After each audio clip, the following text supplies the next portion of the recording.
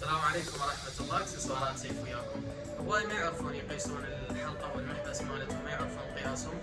تقدرون تستخدمون تطبيق الرينج سايزر اللي هو موجود بالاب ستور عندكم، وهسه راح اعلمكم الطريقة مال الاستخدام مالته.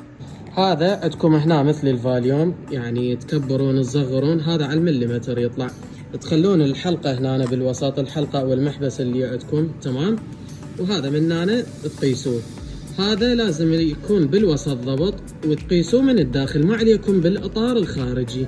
يعني مو تقيسوه مثلا على هاي، بس خليه يفتح عندي هنا لان لابس جفوف، يعني ما تخلوه بهالشكل، لازم من الداخل هيجي على الاطار الداخل. هاي هسه ايش قد طلع عندنا؟ 17 18 قياس هاي الحلقة تمام.